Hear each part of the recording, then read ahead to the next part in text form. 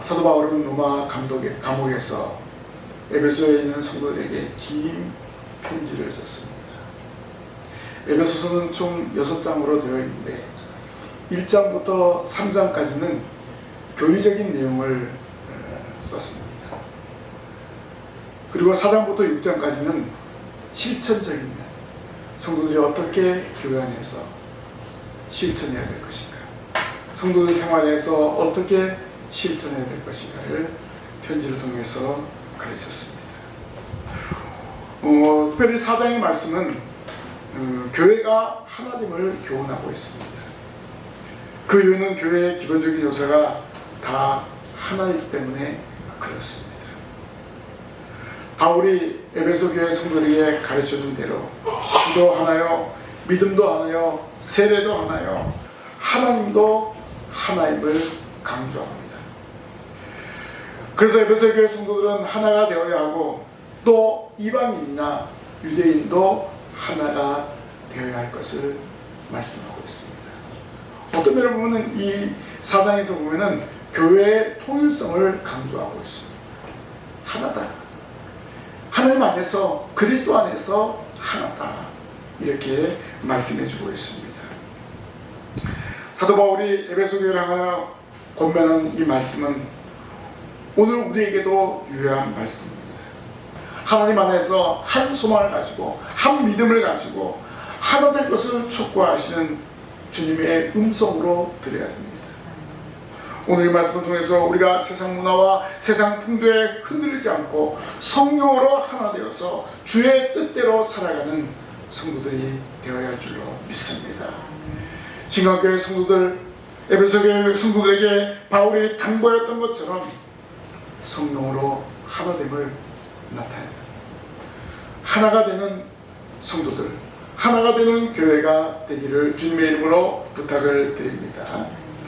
그러면 하나가 된 교회의 구성원은 누구입니까?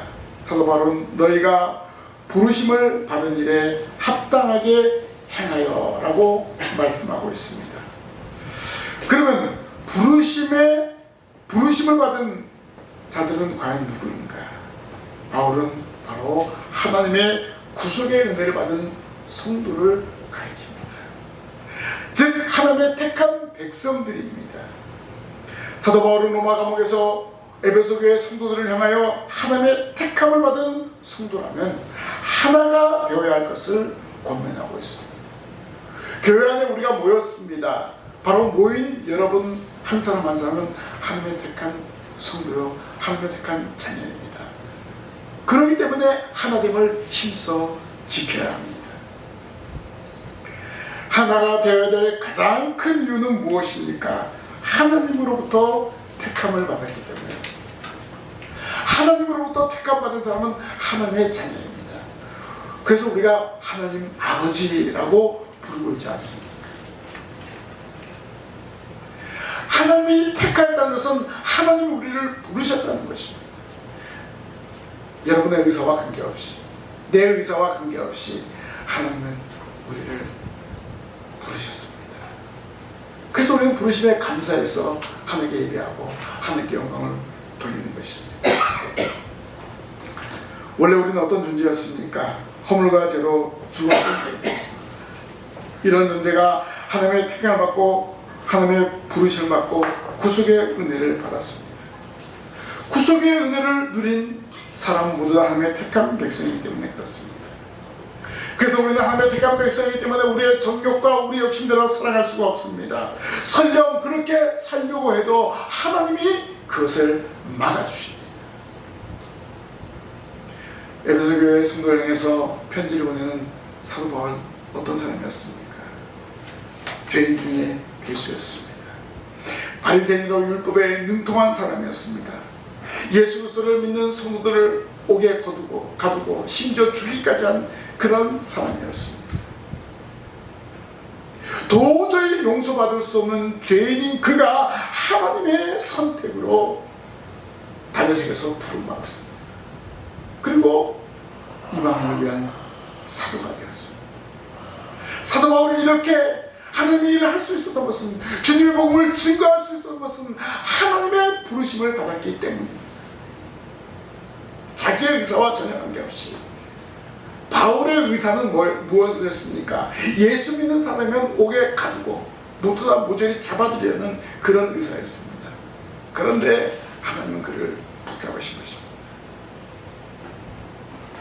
과거에 바울이 율법에 능통하여 예수를 믿는 사람을 핍박했다면 에베소 지역의 사람들은 음란한 문화에 젖어있던 사람들이었습니다.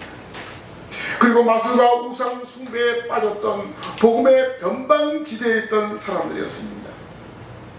바로 이런 사람들에게 바울이 찾아와서 드라노에서 2년 동안 말씀을 가르친 결과 그들은 세상 문화를 버리고 예수님을 믿게 되었습니다.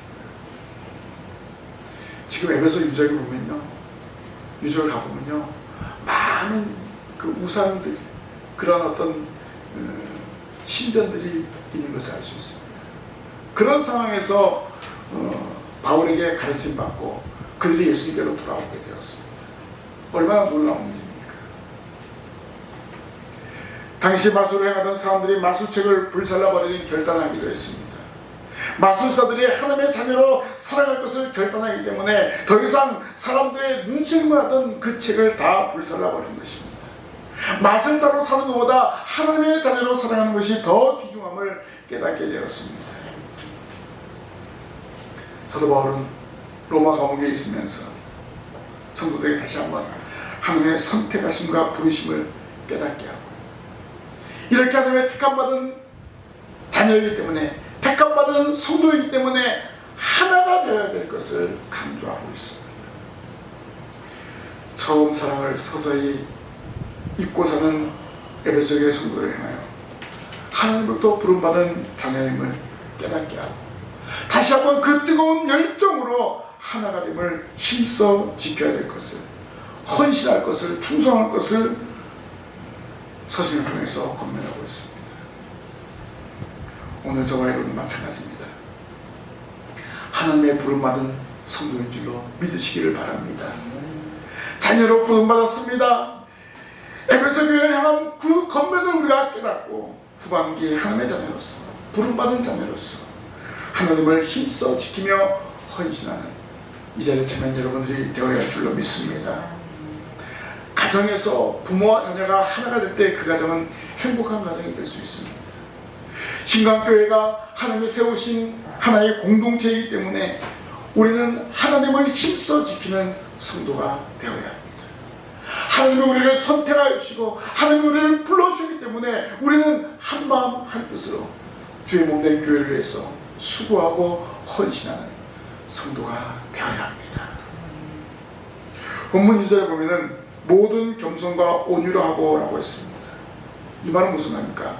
온유와 겸손은 예수님께서 지상에 계실 때 모든 사람에게 행하신 모범입니다. 나는 마음이 온유하고 겸손하니 나의 멍에를 베고 내게 배우라, 그리하면 너희 마음이 쉼을 얻으리니 라고 마태복음 11장 29절에 말씀하셨습니다. 하나가 되는 교회는 예수님을 따르는 성도가 바로 하나가 되어야 한다는 것입니다. 예수님을 따르는 성도라면 하나가 되어야 한다는 것입니다. 예수님께서 자신있게 배우라고 하신 말씀은 온유와 겸손을 소유한 성도, 바로 이 온유와 겸손을 소유한 성도는 바로 성령으로 하나 된 교회에 모이게 되어 있습니다.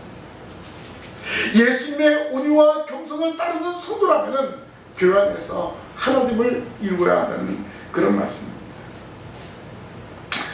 우리는 예수님의 온유와 겸손을 마음에 품고 살아가야 합니다. 겸손과 온유는 성령님을 마음속에 품은 성도만이 간직할 수 있습니다. 겸손과 온유는 육신과 전혀 성질을 달리하며, 불행하게도 많은 세상 사람들 가운데서는 좀처럼 보기 드문 것입니다. 그러나 우리는 예수님에게서 온유와 겸손을 배워서 하나됨을 힘써 지켜 나아가야 합니다.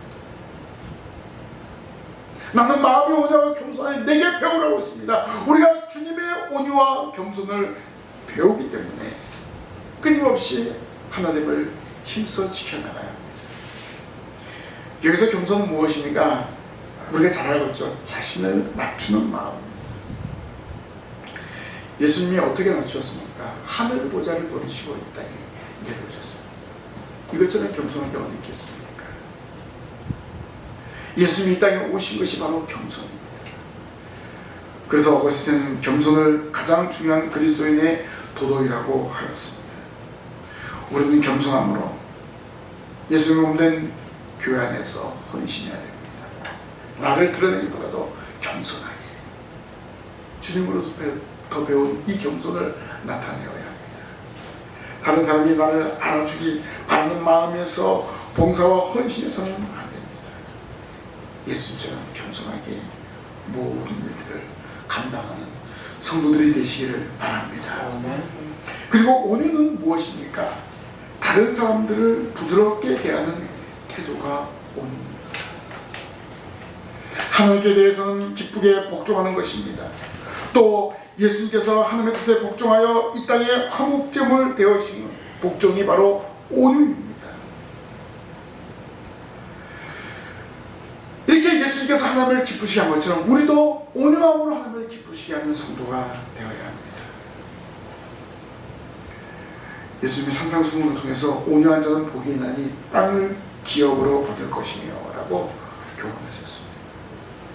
온유하면 복을 받습니다. 땅을 기업으로 얻게 됩니다. 오늘 우리는 겸손과 온유를 품고 살아가는 성도가 되어야 됩니다. 이러한 성도가 바로 예수님이 원하시는 성도입니다. 또 이 온유와 겸손의 성품이야말로 예수님을 닮는 것입니다. 예수님을 닮은 사람은 어떨까요? 서로가 하나가 됨을 힘써 지키게 되어 있습니다. 예수님을 닮은 사람이 서로 분열될 수 있습니까? 예수님을 닮은 사람이 다툽니까? 예수님을 닮은 사람이 시기와 질투를 합니까? 그렇지가 않습니다. 예수님의 온유와 겸손을 수용함으로 하나가 된 교회를 세워나가는 신앙의 모든 성도들이 되어야 할 줄로 믿습니다. 그래서 우리 모든 성도들이 이러한 온유와 겸손을 가지고 피차 서로 용납하고 위로하고 격려하는 공동체를 만들어 가야 합니다. 그렇게 할 때 이 예배당으로 들어오는 모든 사람들이 기쁨이 넘치고 감사가 넘치는 거예요. 뭔가 답답하고 또 힘든 일을 겪어온 사람들이 예배당에 들어와서 저와 여러분들을 보았을 때, 우리의 온유하고 겸손한 모습을 보았을 때 이들이 힘을 얻고 위로를 받고 가는 그런 역사를 이루어야 할 줄로 믿습니다. 왜 그랬습니까? 예수님께서 우리에게 보여주신 온유와 겸손을 배우는 성도들 때문에 그렇습니다. 그리고 바울은 계속해서 오래 참음으로 사랑 가운데 서로 용납하고 라고 했습니다. 우리가 신앙생활하면 오래 참는 훈련을 많이 하고 있습니다. 특별히 우리가 기도하고 난 다음에 오래 참아야 돼요. 왜 응답이 없지? 나 기도할 필요가 없네. 이런 성도들도 있습니다. 분명히 오래 참아야 됩니다. 응답할 때까지 기다려야 됩니다.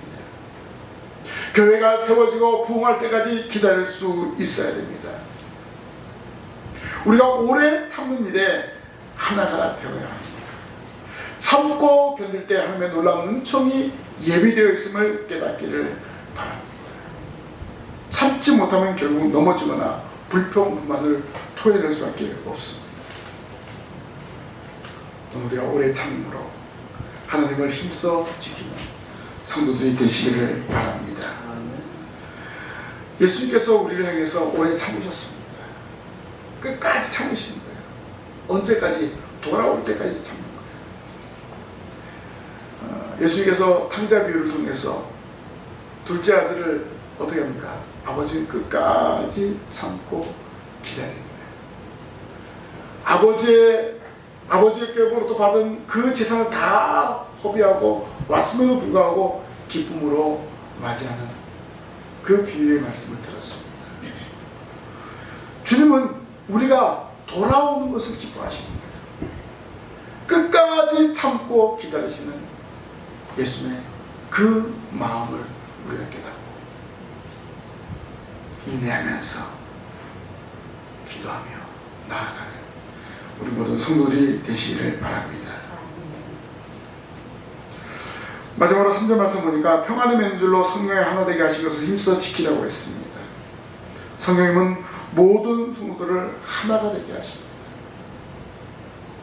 하나님의 선택받은 성도, 그리고 예수 그리스도의 온유와 겸손을 배우는 성도, 그리고 성령의 인도를 받는 성도, 바로 이런 성도만이 하나가 될 수 있는 성도입니다.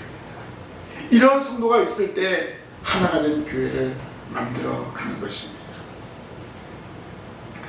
사도 바울은 하나가 됨을 어떻게 표현하고 있습니까? 평안에 매는 줄로 라고 말씀하고 있습니다. 평안에 매는 줄로 하나가 되어야 합니다. 사도 바울은 이방인과 유대인이 예수 그리스도의 십자가로 하나가 되었음을 전하고 있습니다. 그 하나가 되는 평안에 매는 줄이 누굽니까? 예수 그리스도입니다. 예수님이 이 땅에 오실 때 평안을 주시기 위해서 오셨습니다. 서로 분열과 다툼이 있는 곳에 평안을 주시기 위해서 예수님이 이 땅에 오셨습니다. 바로 유대인과 이방인들이 서로 하나가 되는 이 땅에 진정한 평안을 주었습니다. 더 이상 이제 이방인들과 유대인들이 분열되어서 싸웠던 그런 모든 것들을 종식시키고 이제 교회 안에서 모두가 하나인 것을 교훈하고 있습니다. 서로 평화하는 거예요. 서로 위로하고 서로 격려하는 것입니다. 그 안에 성령님이 계시기 때문에 이런 평안이 넘쳐나는 것입니다. 평안에 매는 줄로 묶으면 개인 행동을 할 수 없습니다. 서로 다른 환경에서 성장했음에도 불구하고 성령 안에서 메어진 줄은 하나가 되게 합니다. 성령으로 하나가 되어서 하나님의 일을 감당하는 것입니다. 우리 운동회 할 때 하는 경기가 있어요. 2인 삼각경기. 두 사람을 어떻게 묶습니까? 두 사람의 말을 하나로 묶어요. 그럼 이 두 사람이 결승점을 향해서 뛰려면 어떻게 합니까? 서로 한 마음, 한 몸이 되어서 박자를 맞춰서 뛰어가야 돼요.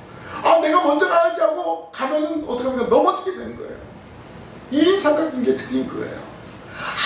두 사람이 하나됨을 경기를 통해서 보여주라는 것입니다. 두 사람이 서로 박자를 맞춰 가야지만 분리될 수가 없습니다. 이렇게 성령님은 흩어진 성도들을 불러 모아 하나로 묶어주십니다. 오늘 우리 교회 구성원들 한 사람 한 사람 각기 다른 배경과 환경 속에서 살아왔습니다. 그런데 교회 안에서는 서로 하나님을 힘써 지키는 것입니다. 바로 성령님께서 그 일을 하게 하십니다. 우리는 성령으로 말미암아 묶여있는 하나의 공동체라는 사실을 기억하시기를 바랍니다. 성령의 지시로 우리들은 하나님을 힘써 지켜 나아가야 합니다. 하나님을 지키는 것은 혼자의 노력은 할 수 없습니다.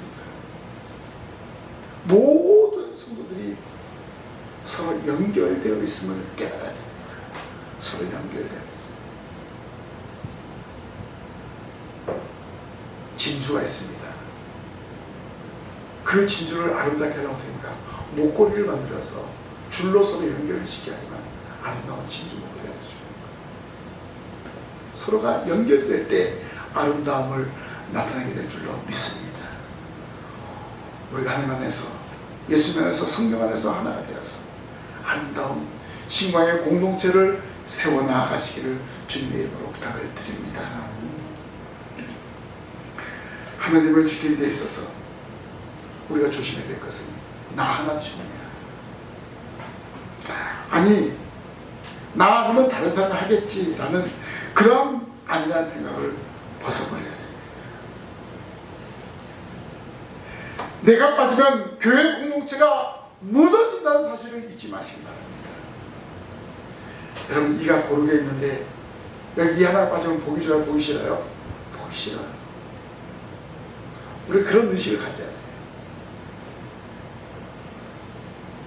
그래서 우리는 성령 안에서 하나됨을 힘써 지키는 성도가 되어야 됩니다. 성령 안에서 하나가 되는 것은 무엇입니까? 말씀과 기도로 하나가 되는 것입니다.